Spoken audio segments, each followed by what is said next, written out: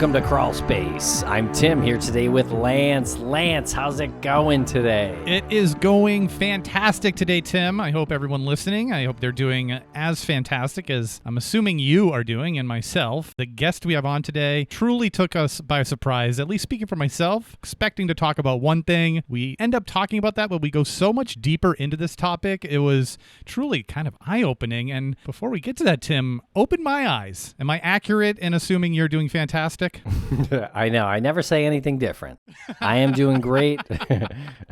I'm really excited to introduce our conversation with Harvard professor Tiya Miles, and she is very impressive, and we're impressive too, for the record, because now this is like the second Harvard professor this summer that we've had on Crawlspace, so take that, other true crime shows. But she's also a writer, and a really good one. And the topics of those books are historical. She has nonfiction, she has fiction, but even her fiction stories, she blends in historical moments in order to create like a teachable text to understand why these ghost stories have the origins that they have. And I think that's where it got really unexpected for me, is that you go on these dark tourism ghost tours or you read these stories, and it takes someone like Professor Miles to introduce the common reader or the common fan of ghost stories to the history behind it, and what's fair and what's not, and what's true and what's not, what's exploited and what's not. Really fascinating stuff. Yeah, it really is. And you can learn more about her writing at tiyamiles.com. All of her books are there, and they're really interesting. I'm really glad that she joined us for this episode. And Tim, for those people out there who really want to hear this episode without the commercial breaks, and for that matter, every episode that we have for Crawlspace and our other shows, Missing in Dark Valley, there must be a place where people can access those with ease. There is. Folks can now access Crawlspace Premium on Apple Podcasts. And if you're not an Apple user, you can go to crawlspace.supportingcast.fm and sign up for the same product there. You get Crawlspace ad-free bundled with Missing and Dark Valley, all ad-free. You get early releases and our weekly bonus show, which everybody loves. So make sure to check that out. And Professor Tiya Miles is on pretty much every social media site as Tiya Miles, Tiya Miles. So be sure to follow her. And that leads me to my next question, Tim. Where can folks follow us as long as they're out there following Tiya? Follow us at Crawlspace Podcast or Crawlspace Pod. And before we get to this conversation, we just want to remind our listeners that the nonprofit that Tim and I are on the board of is hosting its first annual 5K Run for the Missing. This is going to be on Sunday, October 8th at 11 a.m. in a little town just north of Boston, Massachusetts. For information on the race, to register, or to just make a donation for the nonprofit, you can go to piftm.org/run, or you could go to runsignup.com and search Run for the Missing, and the registration fee goes directly to the nonprofit Private Investigations for the Missing. You will also receive a commemorative t-shirt with your registration, and you'll be entered into a raffle and eligible to receive one of the many amazing raffle prizes, and these links will also be in the show notes. Hope to see you there. Thanks a lot for listening, everybody. We're going to break quick for commercial here, and we'll be right back with Professor Tiya Miles.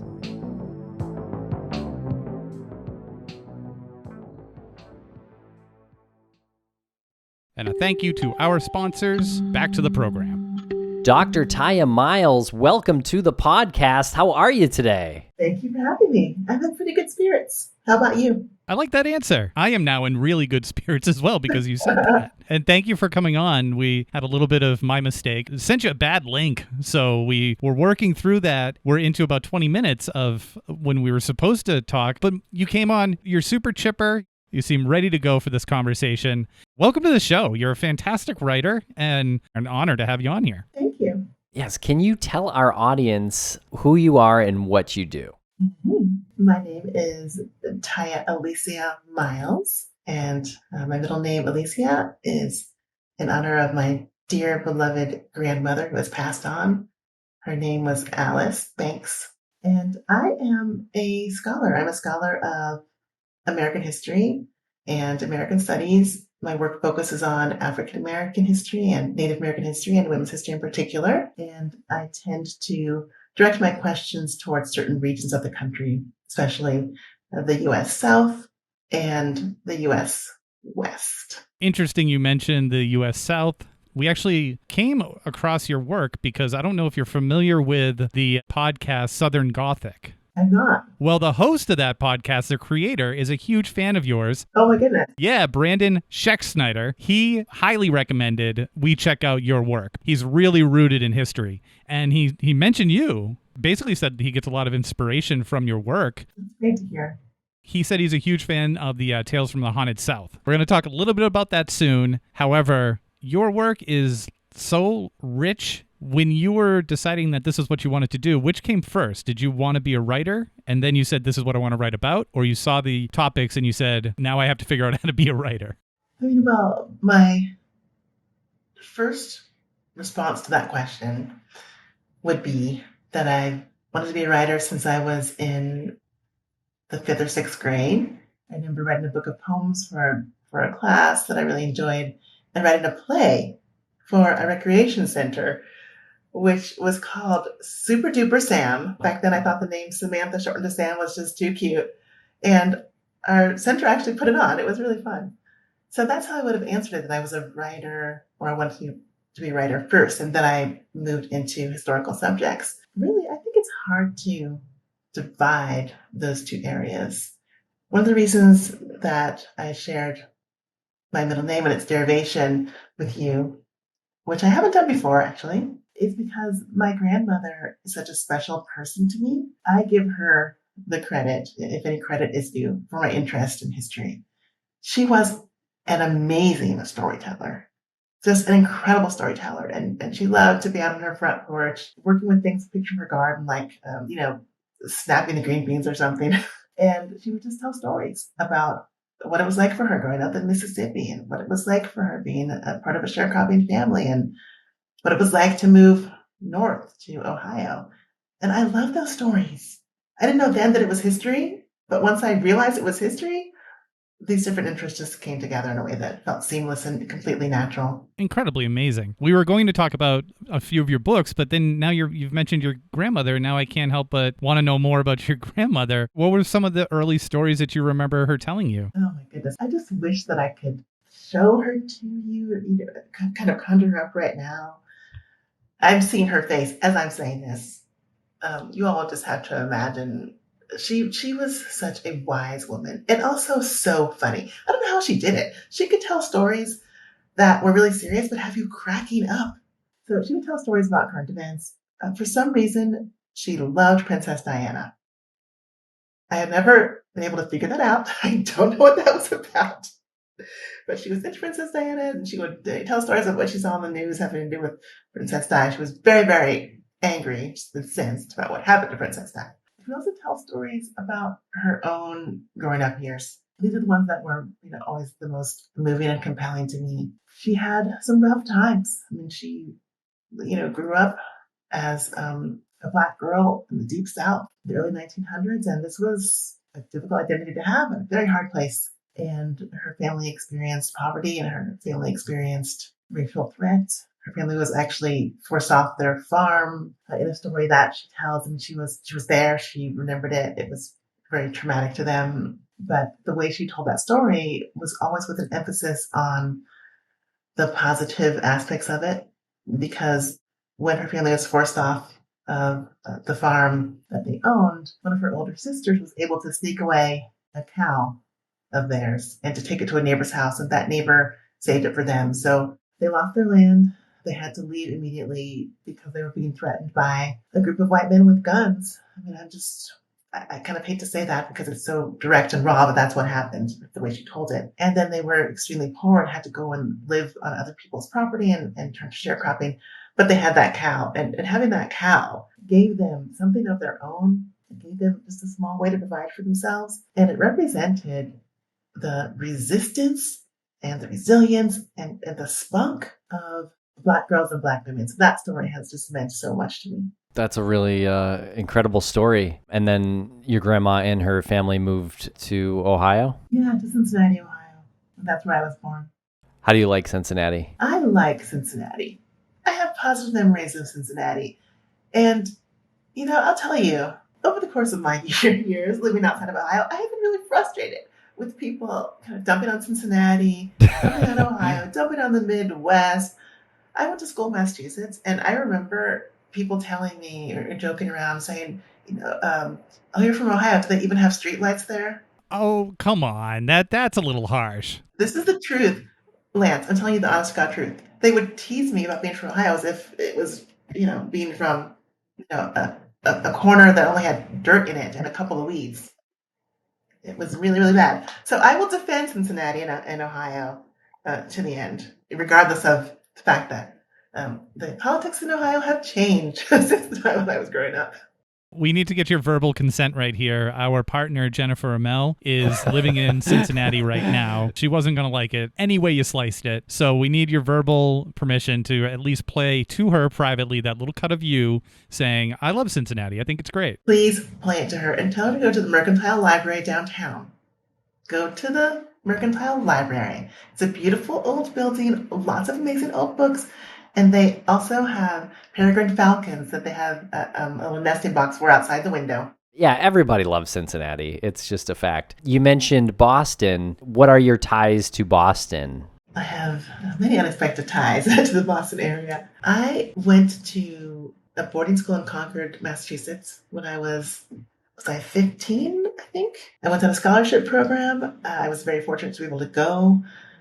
It's a program called A Better Chance, which still exists, and people should give money to it or apply to it. That was just a whole thing that I won't get into now. That was just a whole culture shock and interesting experience, but it set me up for a different kind of life than I ever really imagined for myself growing up in Cincinnati, which is a great city despite its challenges and problems. From that boarding school in Concord, Mass, I ended up applying to Harvard, where I went to college.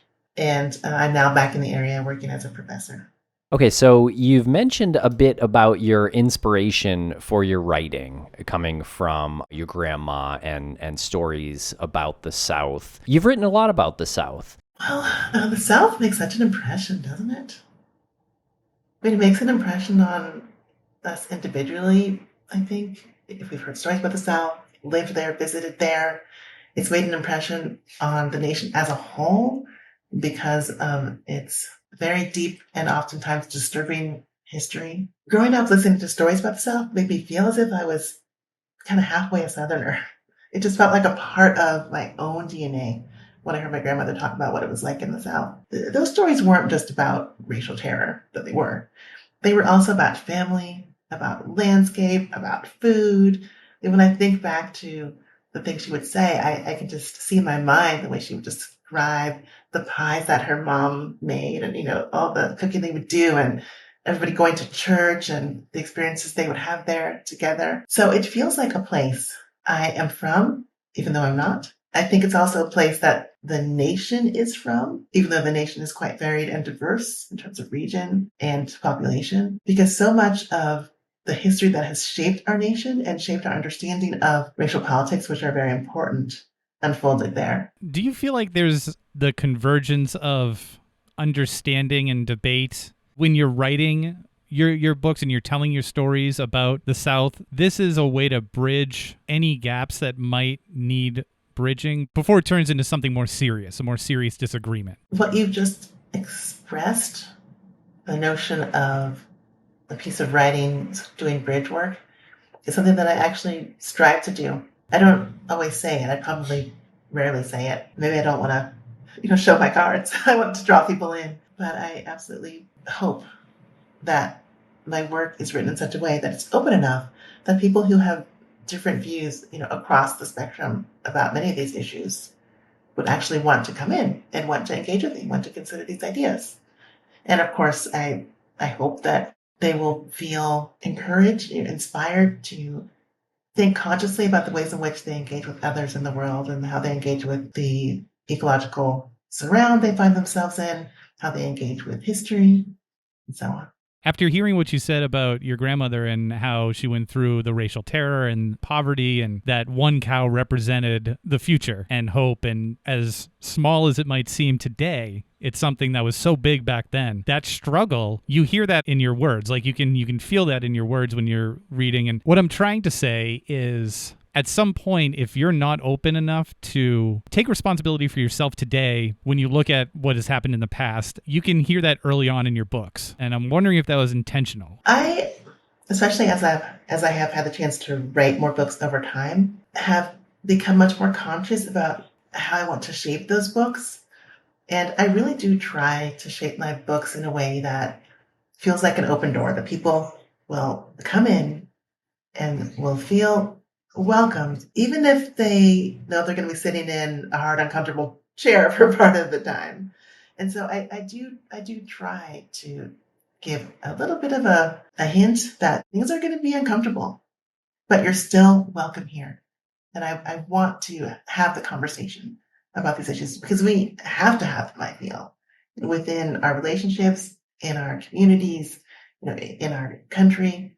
If we don't have these conversations, I think that we just become more and more distant from each other. And that's not what we need going forward. That's why you're a Harvard professor and I'm not. You just took that mess of a question and made it into exactly what I meant to say. It was a great question, and I want to just tack on to this. I feel that it's a shared responsibility.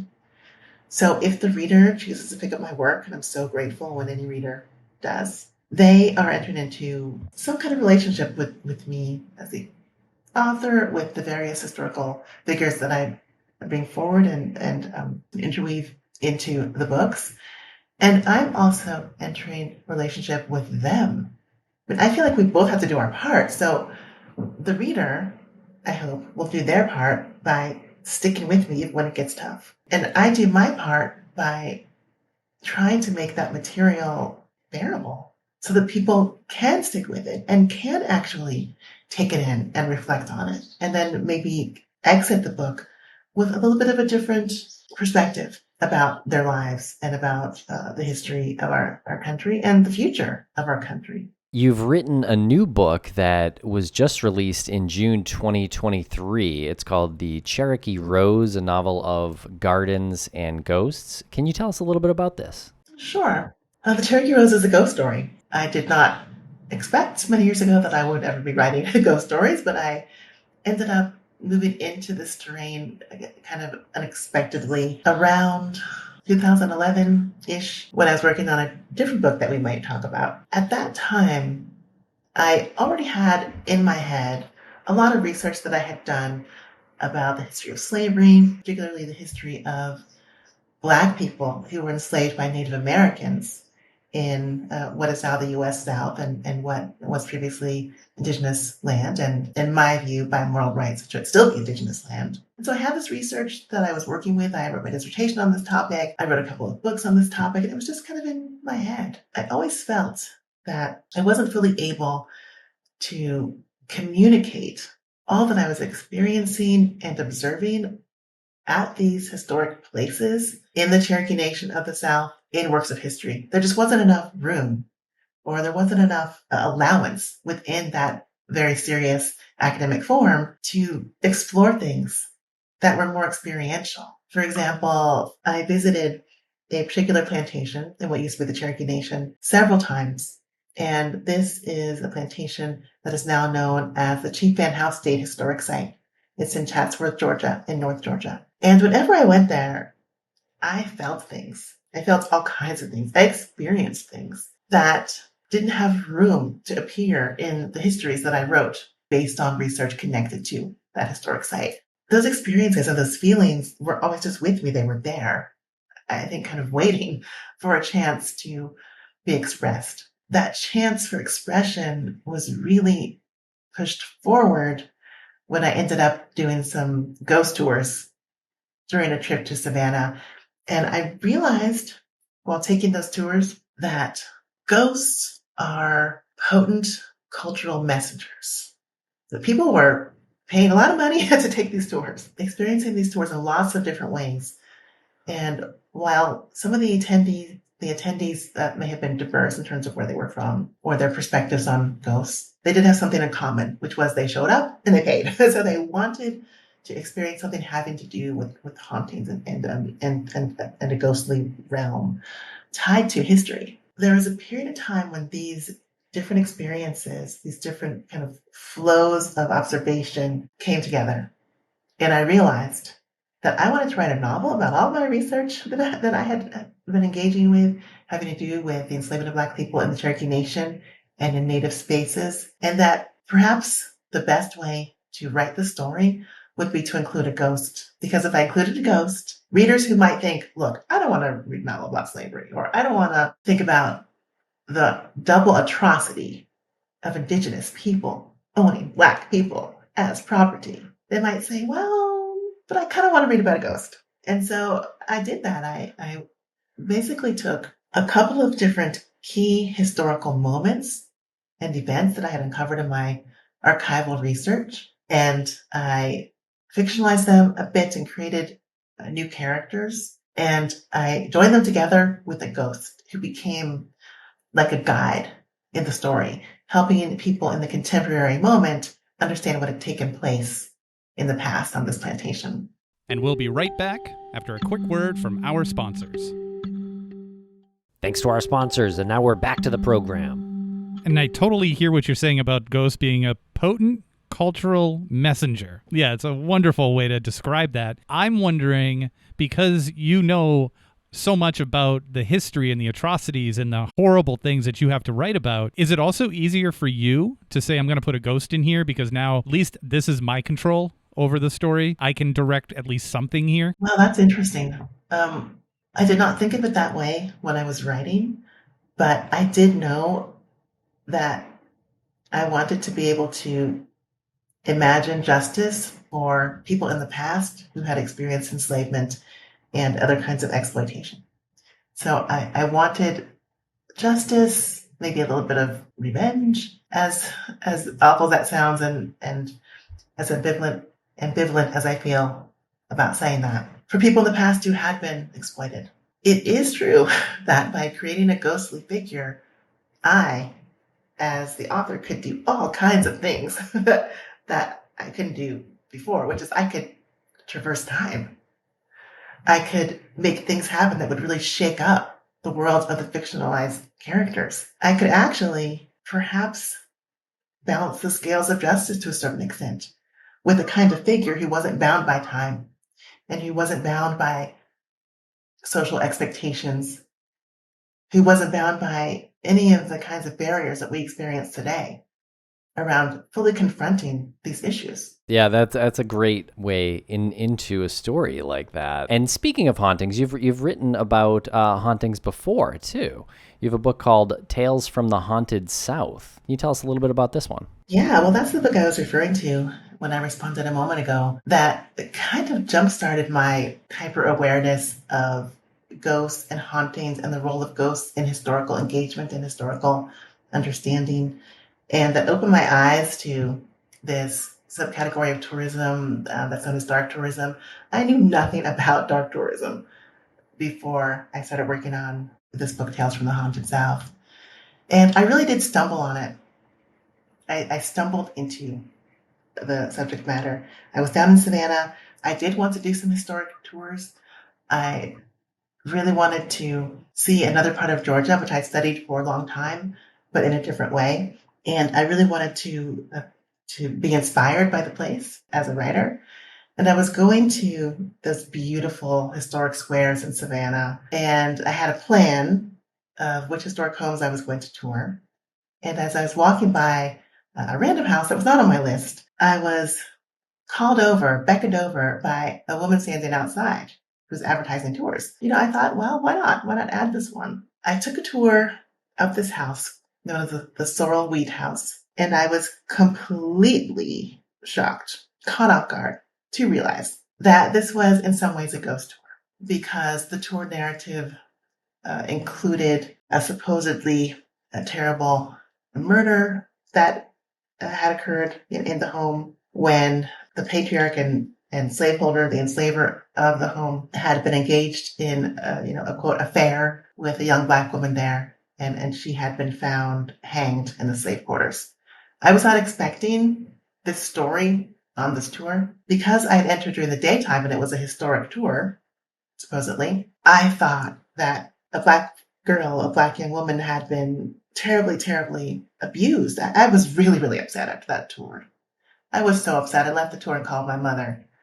which is what I do when I don't know, how to, process something that I've experienced, in my research or my work.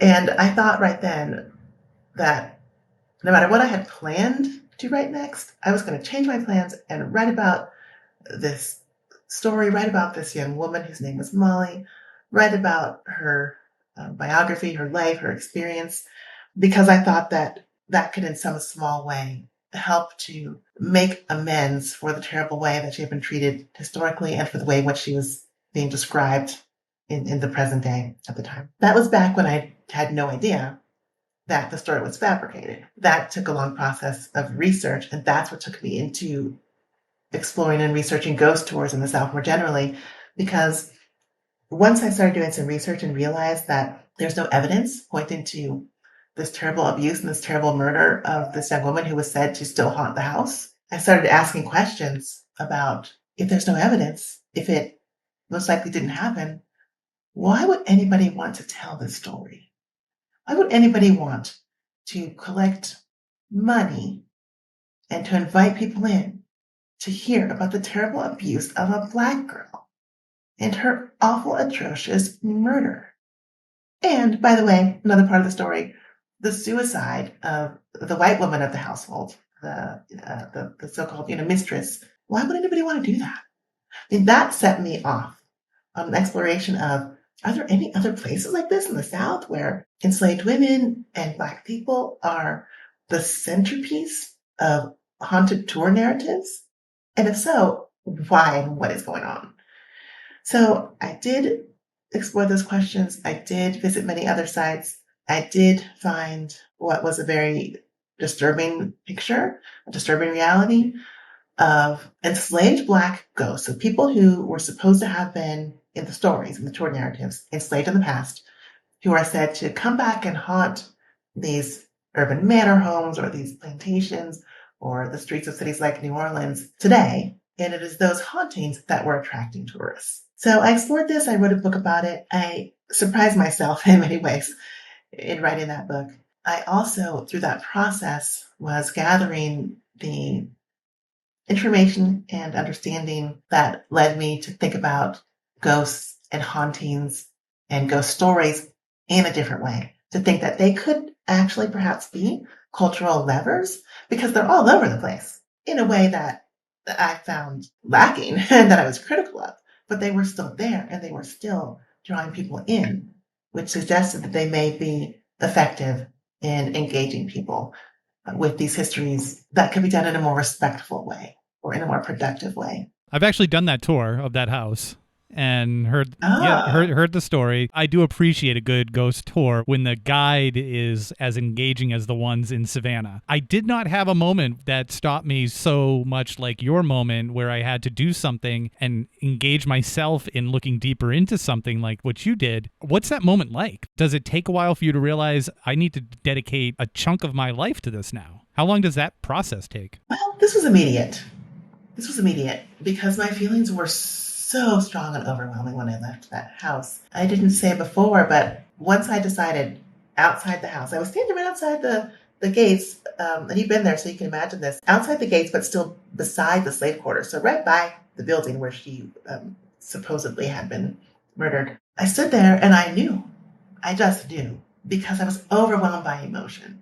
The feeling of injustice, that it was wrong and awful enough to have been enslaved, but then to have the story of your exploitation used for the profit of somebody else, the story in which you are being abused again, your memory is being abused, you're being disrespected again. That was just, I couldn't sit with that. I could not accept that. And so I knew right then that I was going to be writing about Molly. That's before I knew that the story was fabricated. And I decided to go back for the ghost tour. This had been the history tour, not even the ghost tour. And the paranormal aspects of the narrative had been somewhat muted during that tour. Now, they were strong enough for me to react the way I did, but that wasn't the focus. I went back to the ghost tour where the hauntings, the multiple hauntings and the multiple violent acts were the focus. And during that visit, I was invited, everybody on that tour, I think at that time, was invited to step into the room where Molly was supposed to have been found dead, hanging from the rafters or something. And I remember just feeling a very strong emotional and physical no. Like, no way. There's no way I'm stepping into that room. Because it just seemed so uncaring, insensitive, disrespectful, as if there was no concern for the dignity of the dead. And so that experience, the ghost tour, just underscored what I already felt, that I wanted to kind of go on this mission to restore Molly to her dignity, if that's even possible, with the limited tools that I have as, as a writer. But that's when I found out the things I just shared, that there's probably no Molly. There's no evidence that any of this happened. And then I felt that, well, quite honestly, I felt that it was an ethical crime, you all. That's how I felt. In saying that this was almost sort of an ethical crime, does that make you like hyper aware now when you hear stories like this? And have you done any further experiments with this? Have you gone on any tours that have been similar to see if you could find the same type of result emotionally for yourself? Well, at the time when I was working on that book, I did go to several tours, ghost tours, walking tours, haunted house, haunted plantation tours, cemetery tours. And I wasn't really looking for my emotional reaction, but I was having emotional reactions. I wasn't looking for them, but I was having them. And I think that my own experiences, how I was feeling in these spaces, helped me to be, a better or a more understanding observer of other people in those spaces. Because I think my immediate reaction was something like, I'm not going to try to paraphrase, my immediate reaction was pretty critical. I'm just going to be very direct here, you all. I'm just very frank. I was pretty critical of the white guys who owned that house, the white guys who gave me the tour of the house when I first went those couple of times, and later on the tour guides had changed, and I wrote about that as well. I was very frustrated with the white tourists who were taking these tours. I felt very much like, I see a pattern here. I see a pattern. We're in the South. Enslaved Black people are being re-exploited for profit and for entertainment. And I see mostly white people gaining that economic benefit and enjoying those stories. It was so disturbing. And yet, the more I went on these tours, just a person on the tour, experiencing them myself, as well as observing other people, because I became more aware of the actual diversity of the people on those tours. So even if they were mostly white, they were from different locations, they were from different backgrounds, they had different sexual orientations, they had different religious practices and beliefs. And I know this is because people would chat before the tour, would chat after the tour. I stayed overnight sometimes, and you spend more time with people when you're overnight. And I think also where a lot of people felt a little off balance in these spaces, they were a little more expressive, were more willing to talk with the person over there about why they were there, why they're at the tour, because nobody knew what we were going to see or what it was going to be like. So I think that feeling of a little bit of anxiety mixed in with some people's expectation of being entertained led people to be a little more open and forthright about how they came to be in those places and what they were looking for. And some people were actually searching. I did not see people who were there because they wanted to hear about bad things done to Black people, or who were there because they thought they were going to enjoy hearing about slavery in a way that was oddly exaggerated and sanitized simultaneously. I saw people who were there because they were actually spiritual seekers, or because they went to explore a city in a way that they thought was going to be maybe a bit more authentic or meaningful, because they were history lovers, history buffs. People were there for all kinds of reasons. And of course, yes, there were some of the times when there were very young people who just wanted to get drunk and want to go store. Those folks were there as well. But there was a mix. And recognizing that the attendees, the tourists there, were actually diverse in many ways. Recognizing that I was sometimes probably feeling some of the things that they were feeling, such as, okay, that's strange. How come when we walked through that certain room, we all felt weird, right? I mean, there were feelings and reactions in common that helped me to interpret people's presence, their willingness to buy a ticket and show up there, with more generosity. And we'll be right back after a quick word from our sponsors. Thanks to our sponsors, and now we're back to the program. I'm going to be totally candid. I had no idea this conversation was going to go in this direction. I think that this is one of the most fascinating conversations we've had when we've spoken about dark tourism and taking history and telling a story around it. We really do here, and just, I guess, for the most part in society, people who like to hear stories and people who like to tell stories, we enter into it, whether it's a ghost story or not, we go into it wanting to be entertained, and if we come out with a bigger picture and some knowledge, it's even better. And sometimes you don't realize that happened. Do you understand that? Like, is this like something that you're aware you're open to? First, I want to just underscore what you said about stories and how powerful they can be. I mean, stories are magical things. There's a reason why we as human beings have been telling them for, our entire existence. They really can move us. And hearing stories and experiencing stories in place, in real places, adds a whole new and additional dimensions to that feeling of being transported by a story or drawn in to a story. I will admit that I have been on some ghost tours, especially in Savannah, where I felt very drawn into the stories, where I felt fascinated by what was being said, where even as I had my critical wheels turning, I also was having some kind of maybe emotional, maybe psychological experience of what it was like to be with a group of people in the dark, walking the streets of a historic themed city and hearing stories of presences there. There's something about that really can sink in to a person's experience. And I think part of what is sinking in has to do with the collectivity of humanity. It has to do with not being alone. So there's this feeling that sometimes on these tours, at least for me, that there may be questionable or even frightening things out there in the dark, but we here are huddled together. It's like we have our old, our ancient campfire. We have our little light, our little candle, and we can kind of collect together as human beings, and we can navigate this darkness. We can move through it. There's something that's comforting about that.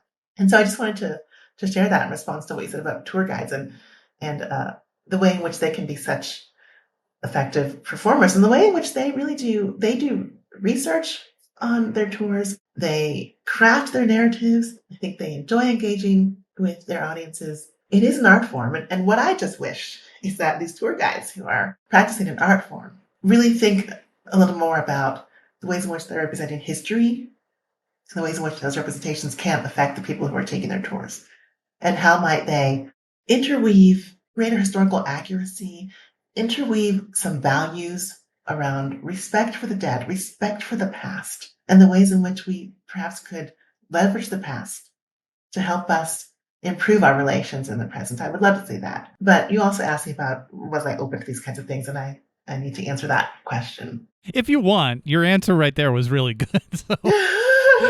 Yeah, I want to answer the question. Okay. So I don't really know. I truly do not know how the different cultural inputs we are exposed to come together to shape who we are and shape how we think. But I think my relationship to these kinds of topics really is the result of different kinds of inputs. And I was raised in a Black Baptist church. My family is Christian with different degrees of adherence to or belief in those various faith tenets. I also grew up in a family where there was a strong tradition of storytelling, of the passing on of oral narratives. And I would hear about a great-grandmother who I never knew, who was apparently kind of strange, or she was experienced as being strange by older relatives. She couldn't see physically, and so she would just rock in a chair, and she appeared to be just kind of staring. But she would say things that were, that seemed to have double or more meanings, that seemed to have come out of Black folk belief, that were about spirits. She taught one of my aunts, for example, who passed this on to me, the idea that you just don't mess with spirits. You don't mess with them, they won't mess with you.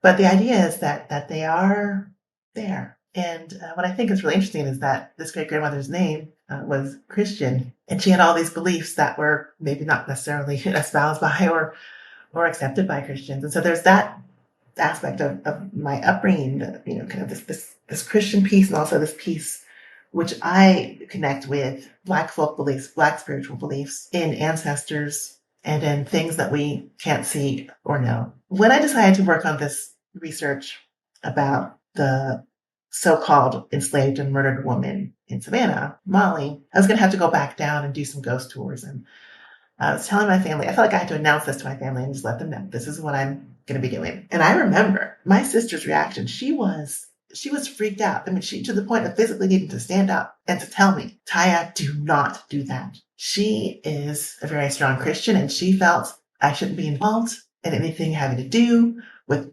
ghosts, spirits, and anything like that. But she also said something like, no, that's true anyway, according to the Bible.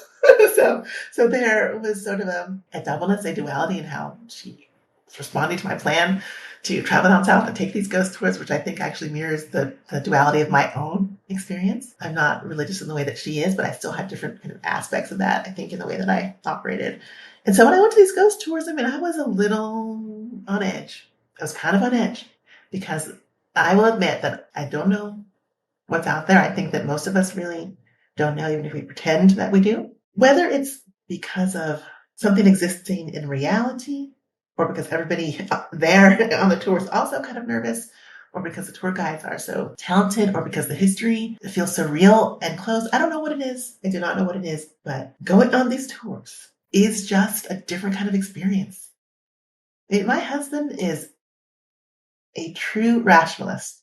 I hope he doesn't tell me later, like, why did you say that on a podcast? But he is a true rationalist. But when he went with me to one of these plantations and we were going up the stairs of the supposedly haunted house, very narrow, steep stairs, we entered the room we're supposed to be sleeping, and we both we felt chills. We felt like, this place feels strange. This place feels not okay. And we didn't know why. We didn't really want to talk about why. We just simply acknowledged to each other, okay, something's off here.